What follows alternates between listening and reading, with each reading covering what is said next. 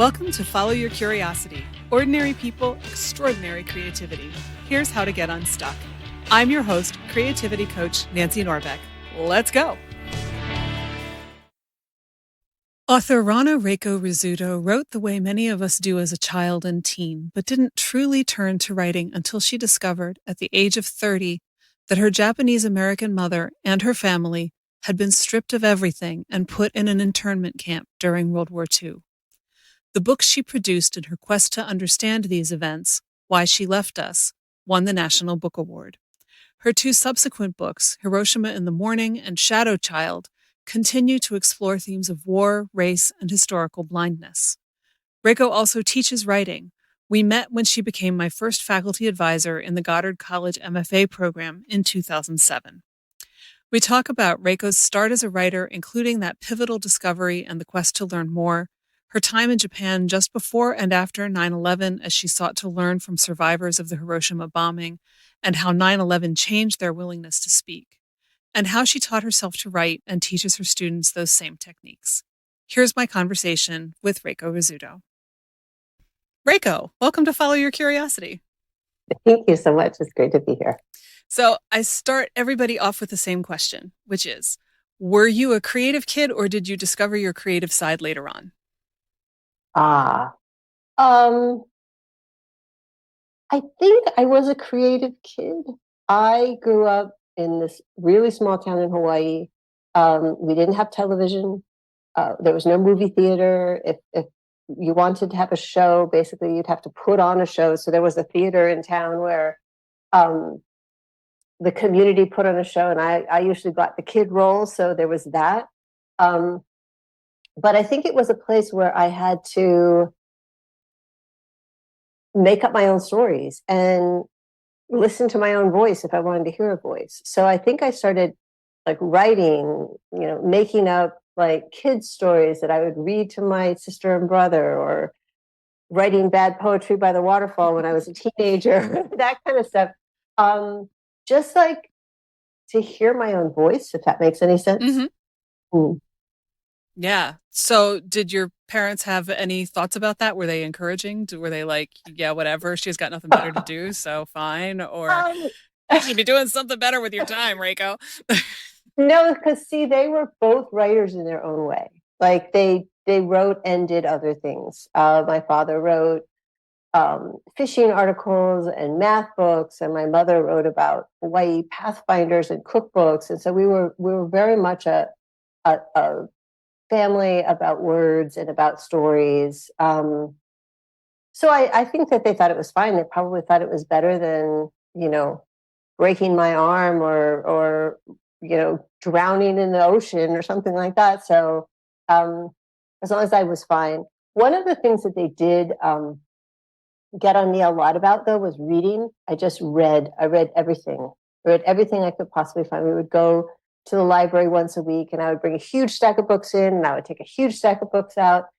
And when I was 13, 14, we did this. We flew to the mainland. I grew up on the Big Island of Hawaii, so anything east of us was the mainland. And we got we took a trip across the country, and I think at that time we had a van that we were pulling a pop-up trailer with. And I sat in the back of the van and I read all the way across the country, and they would say, "Look at the Grand Canyon." And I'd be like, "Yeah, I'm reading." look at this or that or the other thing. And half the time I would not get out of the van. And that was, I got a lot of flack for that. I still do. You were a little too successful with the read all the time thing. I think so. And I got, really engaged in the stories. I loved them, and I was in the middle of them. And, it's like the Grand Canyon didn't come up, after the cliffhanger of the chapter. So I had to get there. Yeah. It was poorly timed. I'm laughing because I totally get that, because I think, I was largely that kind of kid. They didn't have to worry about me on the road trip because they'd hand me a couple of books and I'd be fine. And every once in a while, my mom would say, "Don't forget to look up every so often," because she was afraid I'd get car sick. And I was just like, yeah, whatever, I'm fine. Never had an issue with being car sick. Yeah. It's just, yeah, whatever. Okay, look, it's a road. It's got signs. Yay. But but yeah, And the worlds in those stories are fascinating, and they're just as real as the world around you. I think right. for me, because we were traveling across the country, and I didn't get to have my big stack of books from the library, and the years before Kindle, we would stop at gas stations, and they would have a pick a book, take a book kind of thing. Oh, cool. So I was getting Robert Ludlum, and I was getting Jaws, and I was getting things that were maybe a little more risque than my parents knew they were. But like I was just reading anything. I mean, tons of science fiction, tons of like spy stories. Um, so that was interesting too, because that's how I kind of came to appreciate the many different kinds of worlds and the Mm. many different voices in stories. So it wasn't just like read the appropriate thing about the girl who first gets her period, or something like that. It was a big universe of story. Yeah. How long did it take you guys on this trip? Because I'm just trying to imagine how many things you inhaled as you were We went driving all all the over. way across the country. It took about a month. We went up the West Coast, and then we kind of went back and forth through Canada and the upper states, and then down the other side. And then it was my father's sabbatical, um, so we stayed for a year, and then on the way back, I think it was 10 days across just the middle of the country to get away. And then prior to that, I think we had had one summer. But just basically, whenever I got into the car, I read. I totally get it. I had forgotten how much I did that as a kid. Yeah, that's how you become a writer, right? Yeah, and my mom still does, even if it's like, the 5-minute trip to the grocery store. She's got her Mhm. Kindle out and she's reading, driving my dad crazy because he wants to have a conversation. Ah, And yeah, so it must be at least partially genetic. yeah. So when did you start to take writing seriously? Oh, the question is, do I take writing seriously? um, so I mean, I think when I was a kid, I did a lot of writing for myself, and as I said, I wrote a lot of poetry and bad stories. When I was still in high school, there was a literary magazine, and I became the editor of the literary magazine. But then when I went to college, I thought, well, what am I going to study? I don't know. I had no idea and no real interest. But I knew that I didn't want to study English. I don't even know if you could study writing in those days as a major, because I figured I knew English, so why, And so I mean, felt like a waste. So I ended up studying astrophysics in college. Yeah, I remember that, which Yeah, I also yeah. remember blowing my mind when I first found that out. Well, this is a quick tangent, but just to explain it, on the Big Island of Hawaii, where I grew up, there's a Mauna Kea. At the top of Mauna Kea, there's a science preserve, and at the time they had 2 or 3 telescopes. I think they've got like 7 or 8 now. Um, but so I worked on a telescope at one summer, and it was just wonderful and fascinating. And I sat in the telescope and I took pictures of the sky, and it was cool. So I thought, well, I'll just learn this. I don't think I thought I would be an astronomer. But it was something to discover. But so then kind of writing went on the back burner. And when I got out of school, I went to work for a publishing company. And I was working in the publicity department with some really, really big name people. And so I didn't write at all, because you're with Toni Morrison and Vidya Naipaul and Robert Stone and all these people who are such incredible writers. It's like, well, what am I going to do? So it wasn't really until I was 30 that I decided I had a story. And what happened was there was this big family secret that was kind of also a national secret, which was about the Japanese American incarceration. And when I kind of learned about that and my connection to that, and the fact that basically it was like I learned 2 sentences and then that was it. like I needed to find out more. And that's when I started, um, that's when I decided, oh, I could write a book. Like I could, there was something worth writing about. So it wasn't just like, yes, I can make sentences, but I can make sentences that are interesting to me, useful to me, urgent to me. So I guess I would say that, and that was when I was about 30. Wow. Mm-hmm. So I think we should probably let people know that your mother is Japanese and your father is Italian, which must have made for an interesting cultural combination as a kid, too. So my dad was Italian Irish from Trenton, New Jersey, Oh, which so like is near a me. yeah, and a very specific kind of like growing up. And he grew up, right after the Depression. His father was a shoemaker, et cetera, et cetera. He was the first person to go to college in his family, and he went when he was 16. So as soon as he got out of college, the first thing he wanted to do was get away, excuse me, but get away from New Jersey. And so he went to Hawaii. My mom was Japanese American. She was third generation American, but she was born in LA right after Pearl Harbor and right before they started rounding up the Japanese American citizens and their families and putting them in these incarceration camps. So she was born, and then a month later, she was in the Santa Anita racetrack in a horse stall. And then she spent the first 4 or so years in this camp with her grandmother, who was a Japanese picture bride and spoke no English. So she grew up speaking only Japanese. And then when they got out of camp, the family decided to be hyper American, and then she stopped knowing Japanese. So the family, my mom's side of the family moved to Hawaii, where her dad had family. And so she grew up in a very kind of multiracial, very loose Hawaiian culture. So the family was Japanese ish, and my dad was Italian-ish, but they got together in Hawaii, and I think for her, he was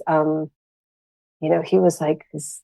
He had been a model, and he was a crew coach, and he was 3 years older than her, so he was like a big guy, and she was just this like tiny Japanese like free spirit with a 19-inch waist. And so they had kind of a love affair. And I think that for me, the culture of growing up was more Hawaii, if Hmm. nothing else. And at that time, there since there's a strong sovereignty movement. There's a whole set of Hawaiian schools now for people with that ethnic background, and there's a strong effort to recapture both the culture and the language, which was almost gone. But when I was growing up, it was much more of there's Japanese and Chinese and Filipino and Portuguese and some whites you call haole, and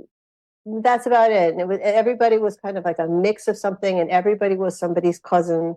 And all the doors were open, so you just kind of wandered into somebody's house and yelled for them to see if they were there. Sometimes just waited for them to come back, or left whatever you meant to leave, like your extra papayas, or took whatever you wanted. So that was more the culture I grew up in. Wow. Mm. That just it sounds probably more idyllic than it was, but maybe it was pretty idyllic. I don't know. I mean, it was small. And I think in the beginning, and as a kid, that was great because, there's for a long time, there was one road with one lane, so people kind of like pulled off to the side as they passed each other. So there was really not a lot that you could do to get into trouble. So we kind of had the run of the place. But then when I got older, I was living in a small town that probably had maybe 1,000 people when I moved there, and maybe five when I left. I don't know. But it was a small enough town, and then within that town, my parents both worked at this boarding school, so that was a very small town within the small town. So everybody knew who you were. Everybody knew who you're supposed to be with and who you are with, and whether you're supposed to be there. And so it became, you know, lovely in some ways, but way, way, way too small and Hmm. stifling. Yeah. Yeah, I can see how that would happen pretty easily. Yeah. So it must have been a heck of a shock to you at 30 to find out about the internment. Yeah, I mean, so I think that maybe when I was in eighth grade or something like that, people had mentioned it, but the idea that my family was was put into these camps and that we hadn't really studied it, and the I try to say this in a nice way, but basically the country just didn't acknowledge it, and that there Right. was this narrative of, you know, Americans are the good guys, and they're always the good guys. Hmm. And then, later on, as I was studying like the Japanese American experience in the war, I encountered Hiroshima and the bombing, and there too, the Americans were the good guys, and we're always like saving lives and doing good. And then you realize that at the same time, there's all these things that are not so good Yeah. that you kind of have to hold in this almost disassociative state, really, to say, yes, Americans are the good guys and Pledge of Allegiance and blah, blah, blah. And my mother was stripped of her citizenship at 1 month old because she was an enemy.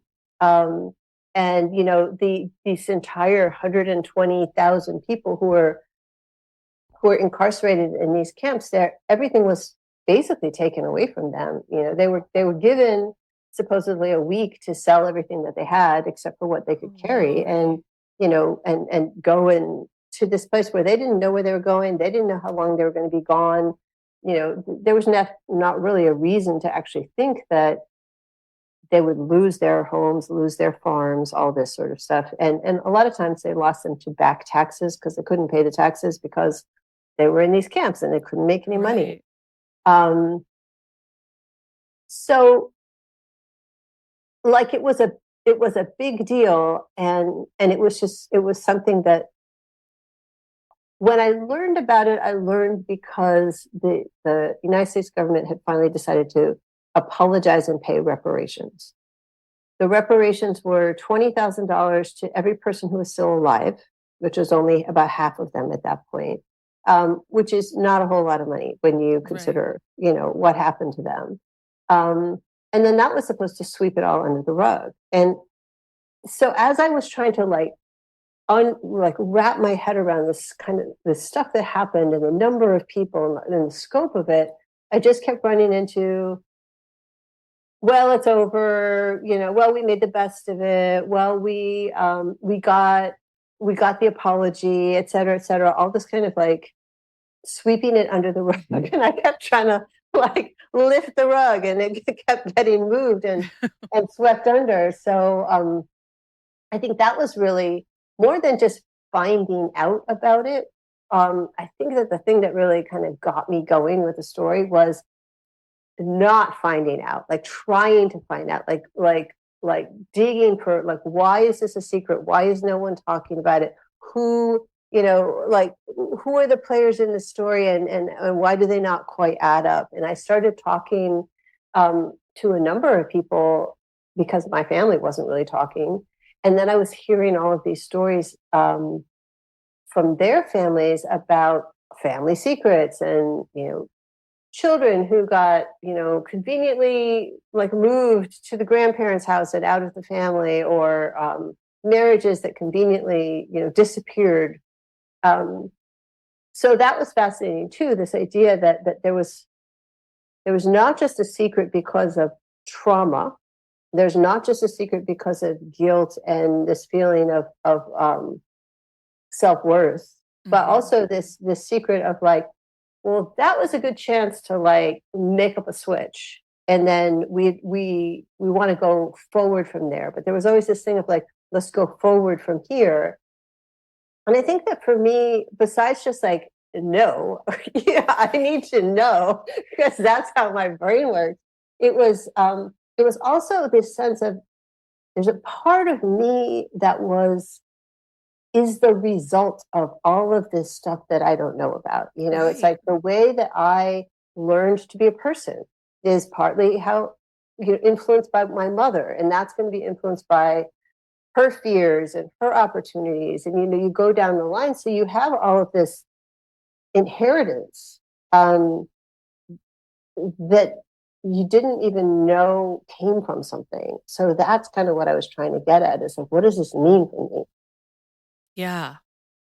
I I can't quite fathom how you wouldn't have to do something to figure out Yeah, what it means and try to put the pieces together. Is yeah. that why you decided to write the book from multiple points of view? Yes, absolutely. Yeah. Because it was like I was this detective. I was like trying to figure out what happened in some of these stories. So I was creating a family that had like this central question of like, it's not a secret because it kind of happens in the first chapter, but this woman basically gives up a child. She has two children. She takes one. She leaves one, and then this like lingering question of why did she do it? And these are questions that don't get answered, and a lot of times when you find out something like that happens in your family, either no one's going to tell you, or that person has already passed before people will talk, and then nobody actually knows. So you have to kind of decide the best that you can for yourself about what story you can live with. Um, and so that's kind of what I was trying, what I was mimicking, and I stopped myself there and took out the word trying, because I don't even know how consciously I was trying. Mm-hmm. I was just kind of following. Well, if this person knows this and this person knows that, but this empty hole was really interesting to me, and that's what it's about. Um, and it's also interesting because when I finally had a draft, and I was very unsure of my draft because I didn't know how to write a book because I never studied how to write a book. But I took it to an editor that I loved and trusted at Knopf, where I had worked, and she read it and she said, "The story that's interesting is the missing story. The story of why did this woman leave her child, and you should just scrap this whole thing and write her story." And I was like, that is exactly not what I want to do. Maybe it's interesting to you, and maybe that's because I didn't answer the question. But yeah, the whole idea was to leave it to each character, and then ultimately to the reader, to make your peace with something. So how did you end up deciding that? I'm trying to figure out the right way to formulate this question. I mean, obviously you decided not to take that advice, but Mhm, how did you, since you didn't really have any idea how to put a book together, mhm. end up taking it from that point until you could get it published? Did you find somebody who got what you were trying to do and work with them at all, or did you just kind of press on your own? Um, well, for starters, let me just say that because I didn't know how to put a book together, I just picked up a book that I liked, and I read it and I mapped it out, and I said, okay, Bastard Out of Carolina was the book. This is how Dorothy Allison put this book together. This is where you start. This is where this gets introduced. This is where this twist happens. This is how you finish a chapter. Like, I didn't even understand. And here I am driving across the country, completely unable to put a book down. And yet I didn't understand that there was a cliffhanger at the end of every chapter so that you wouldn't put it down. Like, it's a device. They teach it in school. But I didn't know that until I really took this book apart and thought, oh, okay, so that's how I put the book together. Um, so I got myself to that point, and I also found in the very, very early stages, like the first year or so of its formation, a group called the Asian American Writers Workshop, Mm. and it was put together. I think there were six of us. We met in the storeroom of A magazine, which is now defunct, so that we could all just kind of sit around a table and read each other's stuff. And that was really helpful, mostly just in the having people understand that the kind of the culture and the norms of the people that you were writing about.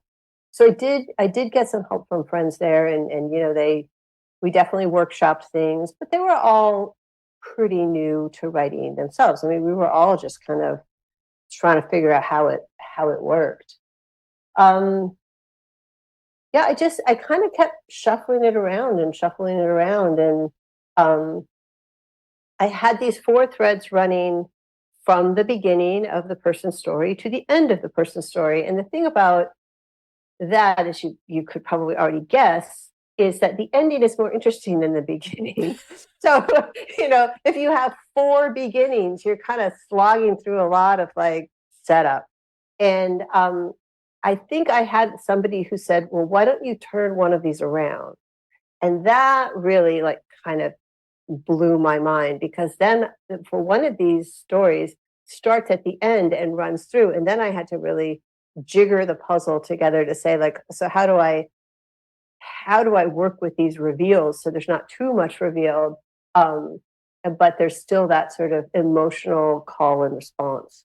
And I think that was really helpful. But I think it was mostly just I knew what I wanted it to do, knew what I wanted it to say. I knew how I wanted it to land and what I didn't want. I think, and that years later, I became a teacher, and that was one of the things that I still really talk to writers that I still work with about, is just like making sure that when you get advice, you're not just flailing around and saying, oh, you want it to be this? All right, I'll make it this. Oh, you want it to be that? Oh, you didn't get that? I'll just like fill this whole thing in for you out of your personal interest.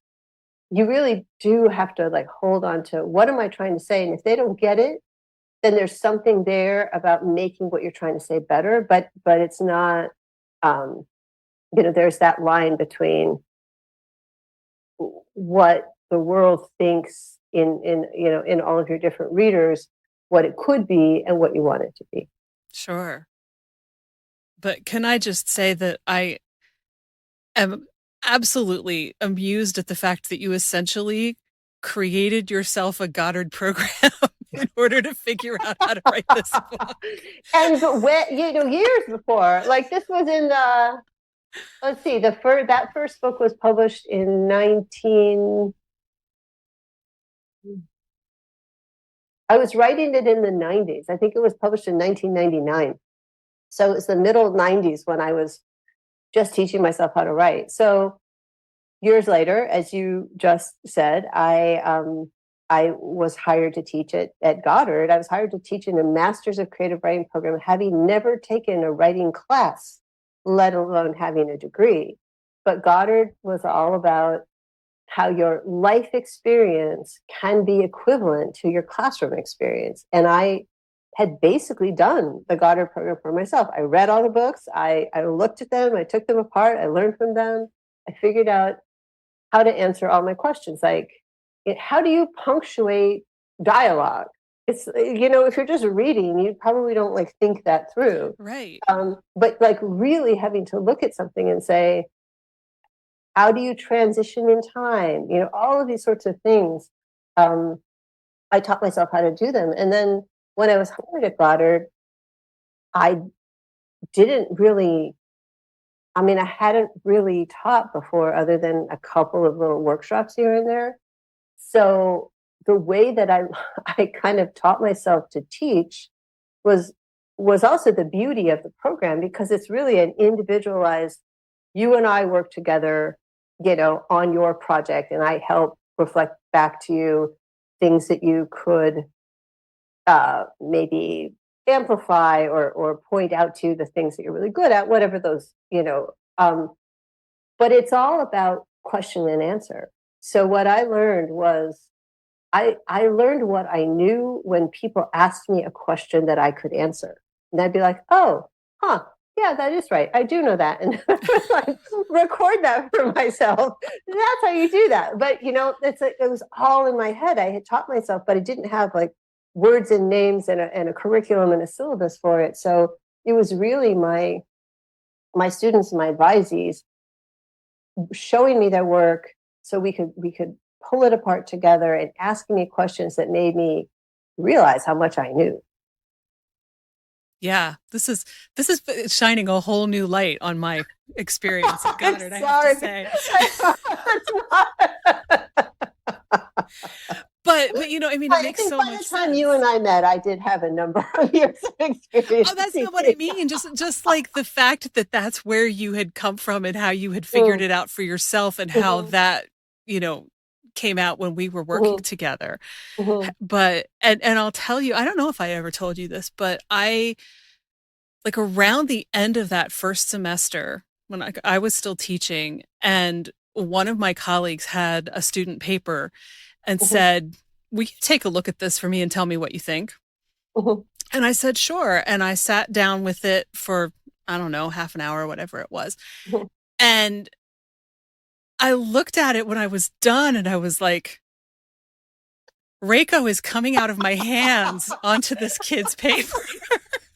I hope you weren't using a purple pen. No, like, I probably was using either purple or green because I never used red.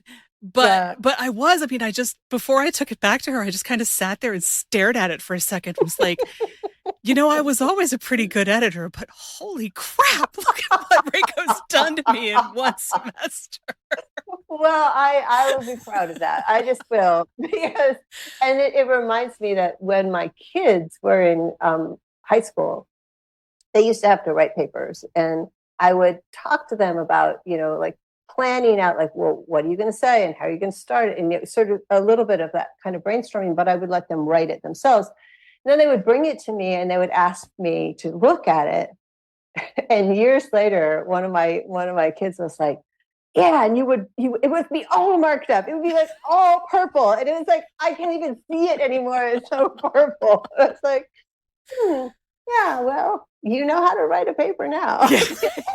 But Right. But I yeah, it think, was I mean, all of I these do, questions were just like popping into my head. And I'm like, yeah, Reiko, you're in my brain. yeah, yeah. I'm glad for that. Like I'm multiplying like the mushrooms, right? In The Last of Us. But I do think that, I one of the reasons I was able to pick up a book and kind of dissect it, take it into pieces and map it out, my brain just works like that. I have both, I guess, a creative side and a very kind of mathematical scientific side.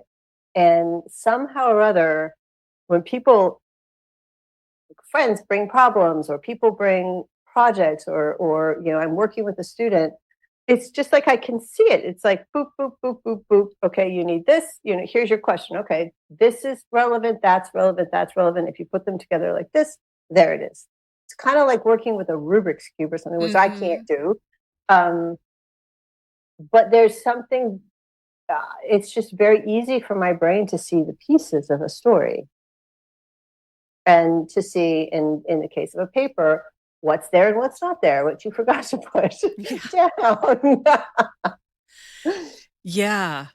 And actually one of my Goddard friends said something to me one time about like how is it that you look at this thing that I can't figure out why it's not working and in like 5 seconds you've got because you need this and you need that and you forgot this and so maybe that's why. Yeah, maybe that's why we worked together so well, because you have that kind of brain as well. Yeah. Wow. So so you got the book published Mhm, and it won a pretty big award. mhm. The American Book Award. Yeah. I mean, that must have been kind of mind-boggling since you'd never done any of this before. It was, but also I didn't know any different. It's like I found my agent by doing the thing that, they tell you to do, which is read books that you love by, are similar to yours, and find out who is their agent and write to them. So I found her pretty quickly. I think she was like the fourth or fifth person I queried. Wow. And she had Sandra Cisneros and Julia Alvarez and Lois Ann Yamanaka and all these women who are writing these multi-voiced, kind of historical, um, sagas. And she took it. And the second she sent it out in two submissions, the second submission, they took it. And then she submitted it for an award and it won. And I was just sort of like, oh, well, maybe this is how it works. You know, like that seems pretty good to me. Um, and then the second book and the third book, I ran into a world where it was like, oh no, that is not how it works at all. Um, yeah, but I just kind of thought, well, people are interested in the book, which was great. There was a lot of press at the time, because it was still one of the first books about the incarceration. There was Farewell to Manzanar that, everybody read it maybe in school, or, it was for a younger audience. And then there was Snow Falling on Cedars, which I ended up with 6 copies of or something, because every time somebody found it, they'd be like, oh, you should read this. I was like, yeah, thanks. I'm not going to read it till my book is done, but I'll put it with a stack. But really, other than that, there wasn't anything that was just really for adults that was like historically accurate and really researched. So a lot of people came to me to kind of ask me to share history, to help to fill in that gap. So I did. I feel like for 2 years, I was just being interviewed and asking, being asked questions and writing, essays and articles and stuff like that. And then at the end of the 2 years, it just disappeared, which is interesting. Yeah, because I didn't know that was going to happen either. Like I didn't know how any of it was going to work. Yeah, publishing is an interesting beast. It is. And I will say that, I read your book, I think right before graduation, in that lovely gap where I didn't have to read anything for Goddard and I could finally read something for me. And I was so grateful to read it because I knew so little about it. I mean, it was definitely one of those moments where I was like, yeah, I mean, I think maybe there was like a sentence in a history book one time, maybe a small paragraph, and that was it. And as I read it, I was just so totally horrified. I mean, I knew it couldn't have been a good thing, but still the degree was just like, good Lord. So, I can imagine that lots of people had lots of questions because, as you say, it was like this big national secret. Like, nobody wants to talk about it. Yeah. Yeah. One of the things that I have always, again, do I put the word tried in here or not? But something that's always been really important to me in my writing is to not just take these things that people don't know about, because I've also written about the atomic bombing. I've written about this a tsunami in Hawaii that nobody seems to know about. It's not just to let people know they existed, but it's really to have readers understand the consequences. And in order to really understand the consequences, for me, it's like the human consequences. So I have to put them in a human body.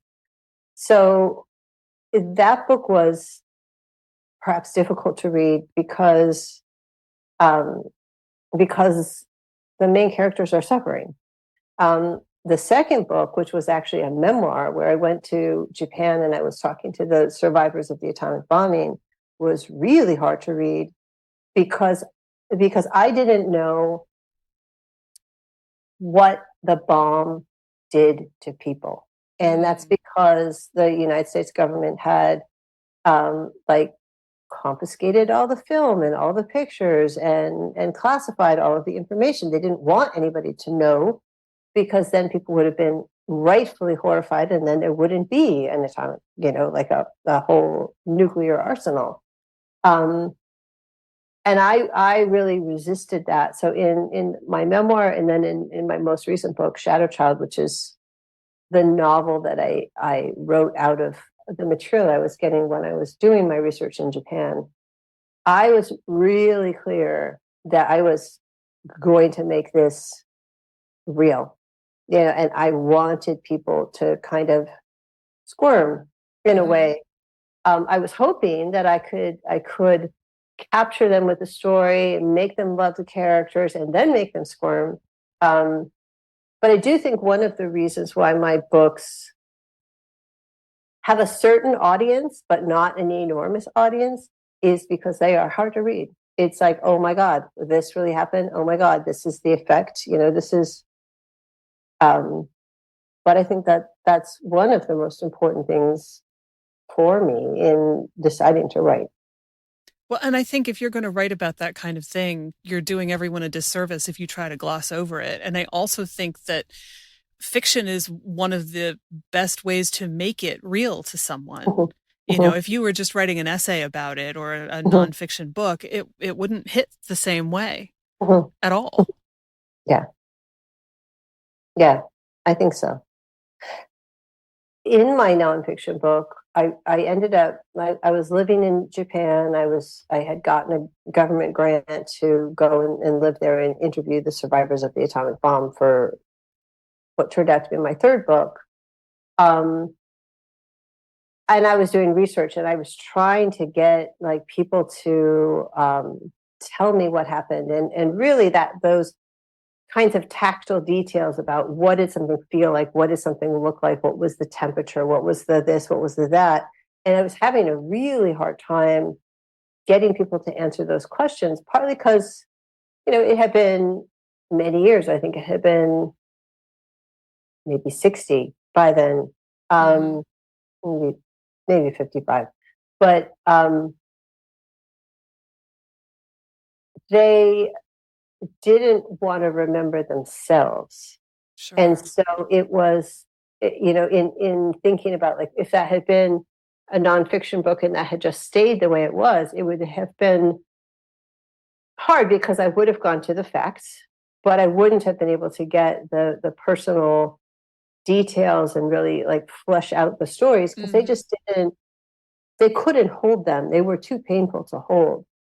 But what happened for me, what happened in the world, um, was that I was there for 3 months before September 11th, and I was there for 3 months after September 11th. And the 3 months before, it was really, really hard to get those stories. And then when September 11th happened, it really shattered the people in Japan because they had like survived by creating this narrative that they were peace activists and they were telling their story to kind of to ensure world peace, and that the people in their lives and their entire community, all of the sacrifices and all of the destruction, all of the death was sacrificed for world peace. And then all of a sudden there's no world peace, and they're looking at the United States that's going in and bombing Afghanistan because of September 11th, and they're going, wait a second, like what is the connection here? Except that these Mm-hmm. are, um, this is a civilian population. They're indoctrinated. They're starving. They didn't do it, and you're Right. dropping bombs on them, and that kind of like blew their minds, and that opened up story for them that let all of these memories come back with all of the kind of like unbearable detail that I was looking for and needed, if I was going to write fiction. And and for them at that moment, they couldn't manage the memories. And so I had been there for 3 months, and they kind of knew me by then. I've been like pounding on doors saying, please, will you talk to me? And they'd be going, oh, it's too hot. But then all of a sudden they started calling me because I became a kind of a lockbox where they could pick that up and they could share it. They didn't have to tell their families. They didn't have to be that person who suffered that thing for the rest of their lives by like sharing it in their space. They could give it to me. They could trust that I was going to do something with it in another language they were never going to read. And I would go away and I could like take their burden. And so in that case, I did, I think, get some really incredible detail into a nonfiction book that I never would have been able to get if world events had not unfolded the way they did. Sure. And there's still stories of people, so it kind of has Mhm, that in common with fiction, even though mhm, it's not mhm, just a dry textbook. mhm, mhm. Yeah, It must have been absolutely amazing to watch that shift happen. it was. And there was a time, and then I mean, one. So the grant that I had was funded by the Japanese government and the American government, the National Endowment for the Arts. And because there was Japanese government money, I was always interesting to TV reporters. So, August 6th comes around and they're all following me, when the peace ceremony and everything was happening. After 9/11, they came to me again and they started following me to my interviews. And there was one interview probably in December of that year where I went and I was talking to this older couple, and I had a friend of mine who was a translator there, and they had lost, and there was a TV crew. They had lost two sons who were 5 and 7, and I had two sons back in Brooklyn, like watching the paper fall out of the sky after 9/11, who were 3 and 5. And they were talking about and there was a picture of these two boys, like there's a painting above their heads. And they were talking about what happened that day. And they had left the boys and they were supposed to go to their grandmother's house. And, they got hit. And I think one of them tried to save the other one. And then they both died. And the father was responsible for taking the bodies to be cremated. And there were so many bodies that not all of them burned. So there were there was parts of a leg or something. Like there was parts of the bodies that were not cremated. And he said, I couldn't tell my wife. She could not have bared it. And I realized, even through the fact that my friend Keiko is doing the translation stuff, that as he tells me that, she's hearing it for the first time. He's never told her this. And he is weeping and she is weeping. And I'm thinking about my boys and I'm thinking about 9/11 and I'm weeping. And there's a TV crew.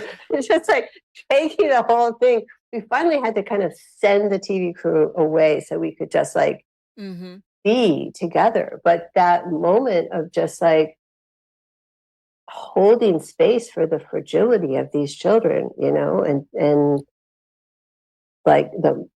the horrible sorrow when something like that happens. And it just was amazing. And I don't think that there are many,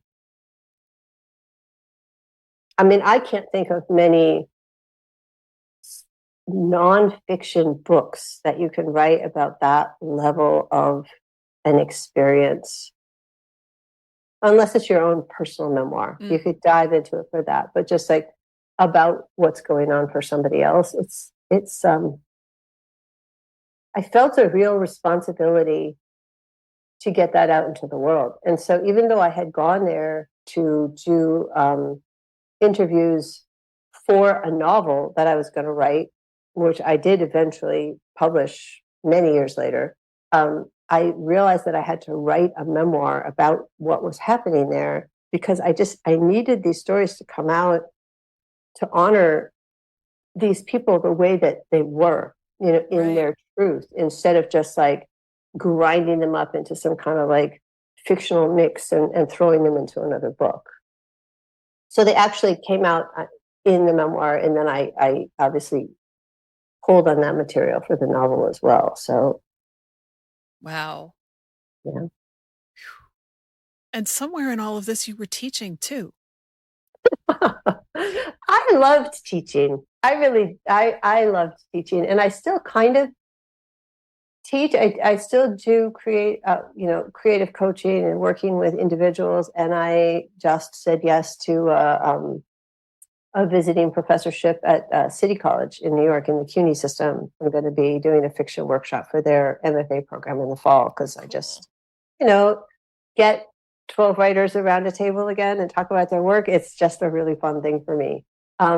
But I am energized, I think, by teaching, because of what I said to you. We get to look at this material, and we get to pull it apart, and we get to think about what if this and what if that. And there's a nugget here that's really shiny and really something that, wants to be born. And, when I first started teaching, because I was a new teacher, I was working with like people's questions, like, how do I do this? And I'd be like, well, you do it this way. And in a way, you know, in the very beginning, I thought that, well, teaching someone how to write is is about those mechanics. It's about those rules. Like, well, this is how you punctuate. This is how you do this. This is what the plot generally looks like. It's not what your plot has to be, but you should know what the plot generally looks like, so you can break, you know, the rules deliberately if you want to.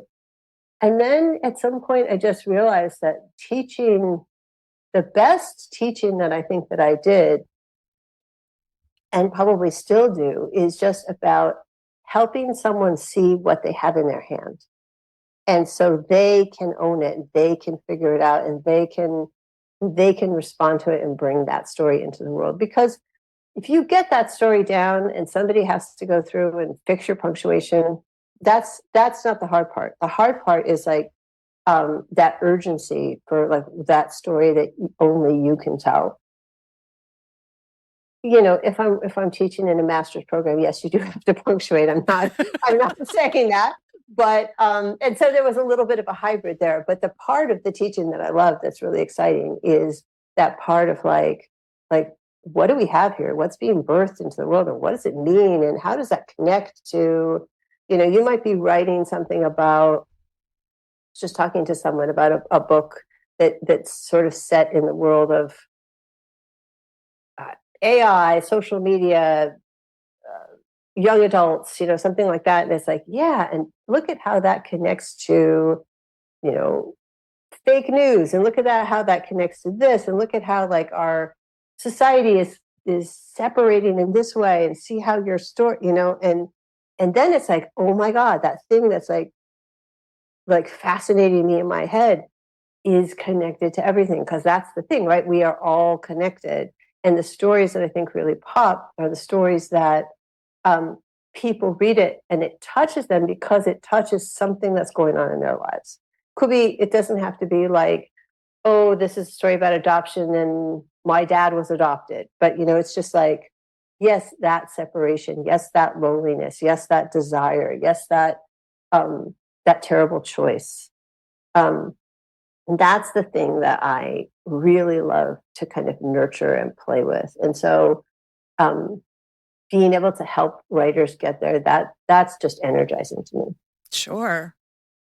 And I'm remembering the day that I think it was the third packet back from you, which was when I was still believing that I was ever going to be capable of writing short stories and enough of them to get a diploma.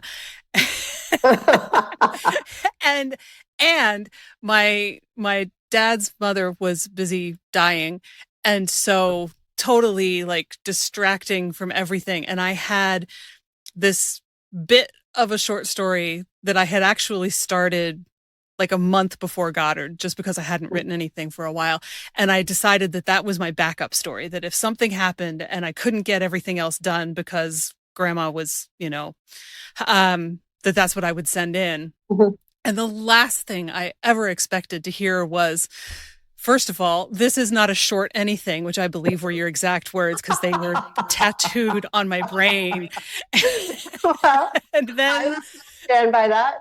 and then the words, this would be a great thesis if you wanted to do that. And I'm like, that means I have to totally shift gears, and oh God. And I had to like, you know, stop and think about it for a couple days before I was like, yeah, sure. Cause I probably can't write that many short things anyway, cause this is not a short anything.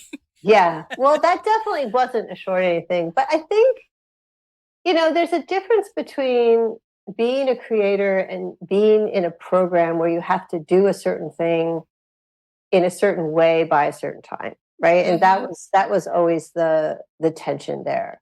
But I do think that when you have a story that it's just time for that story, you know, you're connecting to it in a certain way, the urgency is there, the passion is there, like you're in that world. It's not that it writes itself, because it doesn't, but the way forward has a flow to it. You can get to that flow, um, and it will go. Whereas something else, if you're like, yeah, but I've got 6 short stories already, and I just need 3 more, I don't know what to write, but maybe this. There's just no flow. There's just Yeah, no way forward. And then you're just struggling, and it could take you longer, and it could just sure. not be as good. So I do think that when you when I hear, sometimes I talk to people who are like, well, I know I'm supposed to finish this one because it's almost done, but I really want to write this one. It's like, at least You get need that to one go write out. that one. You Yeah. need to go write that one. And even if what you need to do is that there's a bunch of stuff that's built up in your head about it, and you just get that part out, and then the block is gone, and then you can go finish this. Because some people can, juggle multiple things in their head. I am not so good at that. Um, but yeah, there's no point in struggling against Right. creativity, Right. and imagination. Totally agree with that.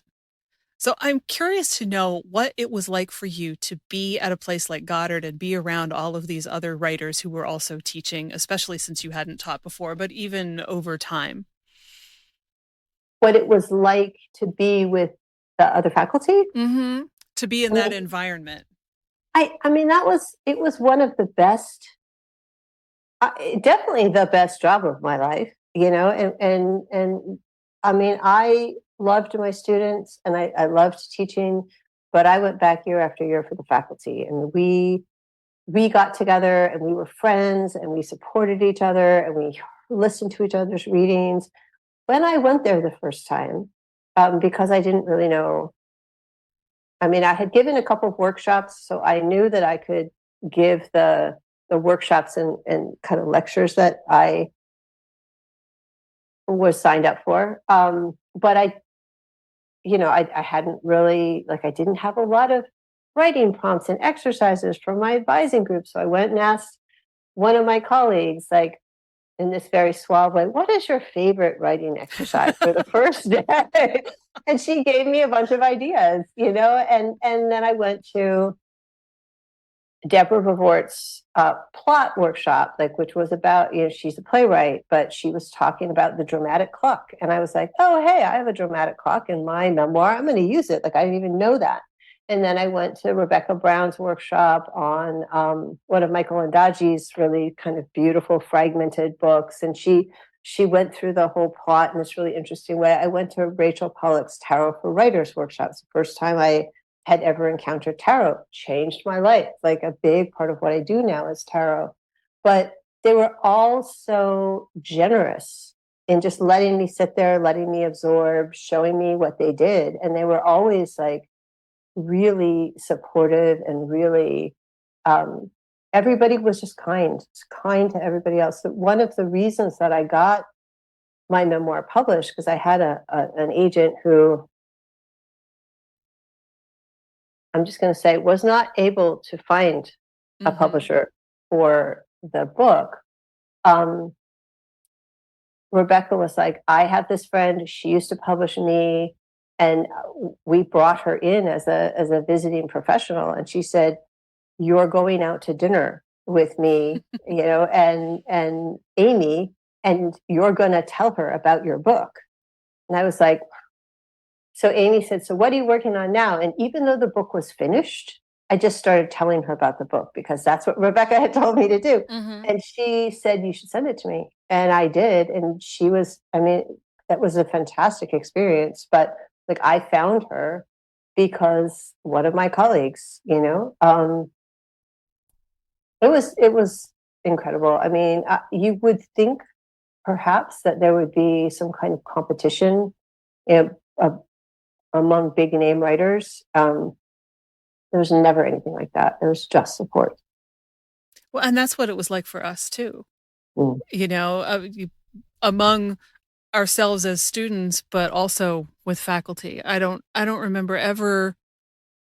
Okay, I may have heard one story where there was an issue, but for the most part, we would sit around the table at dinner and like hash through what we were writing for advising groups the next morning. Mhm, Or, I'm trying to do this with my book and it's not working. And what do you guys mhm, think? Because, mhm.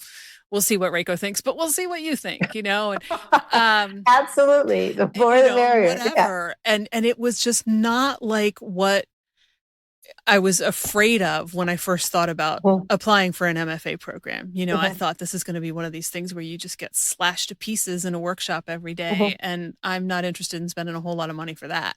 Right. And Goddard was just never ever like that. Yeah. Yeah.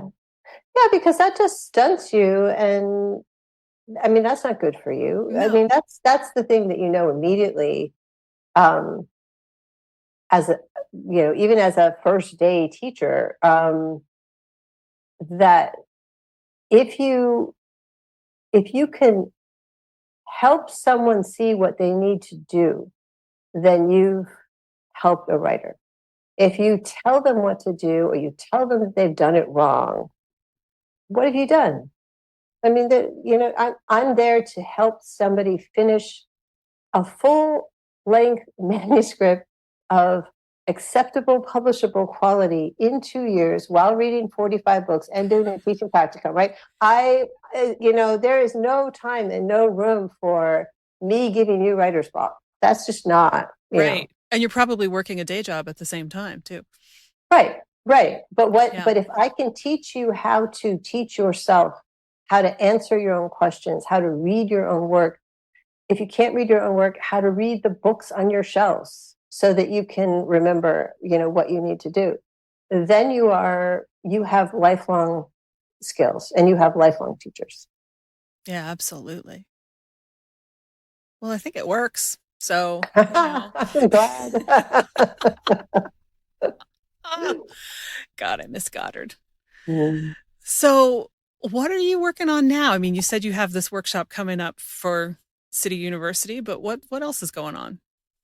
So I have that, which I'm excited about, and I do some, creative coaching. I do some uh, book readings with the tarot. Like I do brainstorming with people using the tarot to help them sort through their books, which has been fascinating and really rewarding. Um, because I think the way that I work with tarot, which might be familiar to you since Rachel Pollack is the person who taught me everything that I know about tarot. Mm-hmm. Um, like she always said that the tarot tells you what you already know. And that's perfect for a book because the writer is coming in, they know everything. They just can't access it. So I do a lot of that. I have two manuscripts that I have been struggling with for a while. One is done, and I think it was maybe before its time and it needs some work, and it's a possibly young adult fantasy, which is brand new to me, and I had to teach myself how to write it. I think it's still stuck in the world building stage a little bit too much. And the other one is a memoir about my parents. Um, I'm calling it the Garage Mahal. My mother, my mother had dementia. She got dementia when she started losing her mind when she was 55, and she Oof. died when she was 68. And during those 13 years, my dad took care of her. Um, and one of the things that he did as she started to kind of lose her memories is that they on every Saturday they would go to a garage sale, and he would buy things, and people would give her like plastic bead necklaces and various things. And um she loved blue glass, so there was a lot of it in the house. Anything blue. He bought her a blue car at one point because it was on the side of the road, and she said mine, and it was only $4,000. So literally there was a part of the underside of the car that was zip tied together. But he bought it and put it in the front yard so she could point to it. But so by the time he passed away, there were 5 buildings on the property that were full of like he just went crazy at the garage sales. So it's kind of like about Alzheimer's and love and hoarding and a certain kind of slice of America, caregiving and loss. And I've been working on that for a long time. I do it in a spurt, and then I put it down for months, and then I think, do I really want to write this? And then I go and I do another spurt. It's a hard one for me because I think it changes every time I go back to it. Like in the Mm. beginning, I thought this is a love story, and then I thought God, I hate my father sometimes. And then that was hard to write a love story from. And then it's like, well, is it about the two of us? And I think it's still like shifting. And I haven't quite figured out what it is. My father used to send us emails called the garage sale find emails. So every week we would hear all the stuff that he picked up. Oh, wow. But then we would have pictures of my mother, so we knew that she was okay and she was happy. And then there would always be some stories.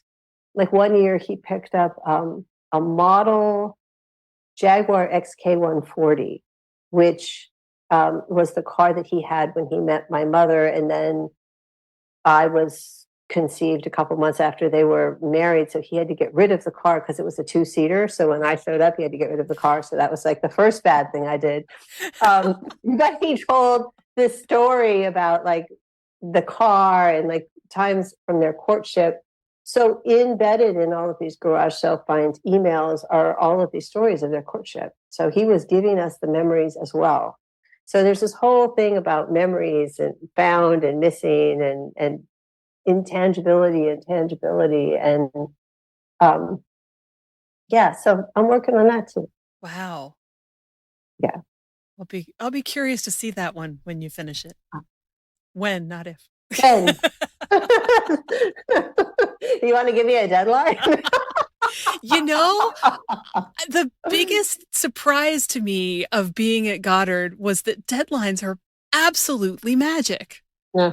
I had no idea before then, but there were so many packets when I was like, you know, I had 10 days left and I'm going, it's never going to happen. There's no way I could possibly get all of this done. And somehow it always did. Mm-hmm. And I couldn't necessarily even tell you how it happened, but it happened. Mm-hmm. So I'm just saying. Yeah. No, it's true. You do need, and this is the thing that I'm struggling with because it's the thing that I know to do. I have done it before successfully. I'm not doing it right now. And I'm just like noticing that I'm not doing it. You need to open the portal. You need to have the practice of saying, I am here, showing up. And sometimes it comes through easily, but if you keep on practicing that, it starts to come through regardless. But I think that as much as there might be, a higher self or a story sitting there, or, however you think about where stories come from for you, if you're not open, it's not going to come. It's just going to wait behind the door. And I think that that's the thing with me in this book about my parents. It's like I'll go in and I'll do a bunch of writing and I come out and I kind of close the door. It's like I'm not sure if it's that yet. And so I'm just going to kind of sit back and wait. So that's what the deadlines give you. It's like, oh, damn, I have to get 4 pages, 10 pages, whatever it is, this day, this hour, this week. Yeah. I have to go there. So it's that like it takes away your resistance to some extent. Mm-hmm. Yeah. Yeah. Though it never felt to me like, oh, I have to sit down and I have to write 5 pages that I could recall. It was just like, okay, I'm going to do this now, and somehow, like I said, magic, because stuff was just suddenly there. And I was like, oh, look, I'm done. Time to go to the post office. Yeah. Well, you also had a 2-year container. That's the thing. It's like you had to have it done. And the more time you spend on short stories, the less time you have to do it. Which is why it's good that I sent that story in the 3rd packet and not the 5th one. Yeah. A lot of people who didn't find their material till the end of the first semester ended up with another semester. But yeah, I mean, I think the pressure is always there when you have that kind of deadline. Mm-hmm. And so maybe at a certain point you get used to it, you're writing every day, and then the portal is just always open. Yeah. Whatever it is, I've never forgotten that. It's like, no, when people tell me, deadlines freak me, I'm like, okay, but deadlines are actually your friend. If you don't let them get all up in your head, they're totally your friend. Things will get done like by magic if you respect the deadline. If I try to set a deadline for myself, that I will totally blow off because it's just for me. But, so it's like, it needs to be a credible deadline. It needs to be set somehow or with someone that you don't want to disappoint. Right. Yeah. Right. That's one of the reasons why co-writing spaces work. Like some people, especially during COVID, would just say, we're going to make a date, we're going to get on Zoom, you're going to write, I'm going to write, but we're going to be on Zoom. And I might be over here, you may or may not see me, but I know you're there. And that helps you stay in the chair. Yeah, there's something about holding space that's what this time is for. That is a little miracle worker too. Yep. Well, I really have loved this conversation because it has given me a whole new view on Goddard. but also just to, get a chance to see what you've been up to and where you came from and all that kind of good stuff. So thanks for coming and talking with me. I really enjoyed it. Thank you so much for having me. That's this week's show. Thanks so much to Rahna Reiko Rizzuto and to you for listening. Please leave a review for this episode. There's a link in your podcast app. And in it, tell us about a time when a need to understand something changed your life. If you enjoyed our conversation, I hope you'll share it with a friend. Thanks so much. If this episode resonated with you, don't forget to get in touch on any of my social platforms or even via email at nancy@fycuriosity.com and tell me what you loved. And if you're feeling a little bit less than confident in your creative process right now, and you haven't yet signed up for my free email series on 6 of the most common creative beliefs that are messing you up, please check it out. It'll untangle those myths and help you get rolling again. You can find it at fycuriosity.com, and there's also a link right in your podcast app. See you there, and see you next week. Follow Your Curiosity is produced by me, Nancy Norbeck, with music by Joseph McDade. If you like Follow Your Curiosity, please subscribe, rate, and review on Apple Podcasts or wherever you get your podcasts. And don't forget to tell your friends. It really helps me reach new listeners. Thanks.